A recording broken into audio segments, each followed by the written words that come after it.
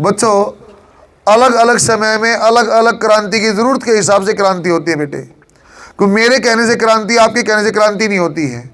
जब देश गुलाम था तो भगत सिंह, राजगुरु, सुखदेव जैसे आदमियों ने अपनी जान दे दी गुलामी से आज़ादी के लिए।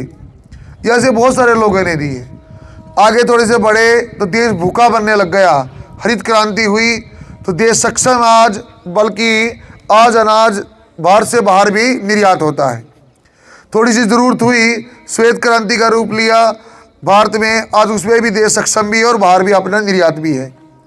इसी प्रकार से आने वाले समय की नीड है शिक्षा में, एजुकेशन में क्रांति होना। शिक्षा में, एजुकेशन में क्रांति होना क्यों ज़रूरत है बेटे? जो बड़े संस्थान हैं केवल पूंजीपतियों के हाथ में रह गए हैं, आम परिवार का बच्चा वहाँ पढ़ पाना संभव ही नहीं है। इसलिए एक ऐसा सिस्टम की रिक्वायरमेंट थी जो मेड बाय टीचर्स हो और फॉर स्टूडेंट्स हो। जो टीचर एक संस्था चलाएं, सारे मिल के चलाएं और बच्चों के हित का काम करें। चाहे आपसे हो, प्यार से बात करके हो, चाहे अच्छे से पढ़ा के हो, चाहे पिटाई करके हो, जैसा भी हम कर पाएँ तो बेस्ट करना पड़ेगा। फिर आ जाती है 2 नंबर की संस्था या सेकंड टाइप की संस्था, जहाँ डिग्री तो है भाई, MA BEd सब ने कर रखी, कोई बड़ी बात मैं नहीं मानता हूँ, लेकिन जीरो अनुशासन और केवल बेहूदगी है।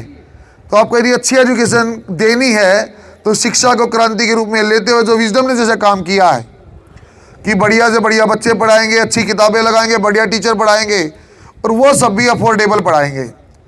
आज विजडम का फाउंडेशन डे पे अगले एक हफ्ते से ज़्यादा 31 मार्च तक, तो इस बार हमारा टारगेट है, पिछली बार भी बात की थी, यहाँ 1400-1500 बच्चे करेंगे, उसमें से 450 बच्चे कम है भाई। सीधी बात तो ये है।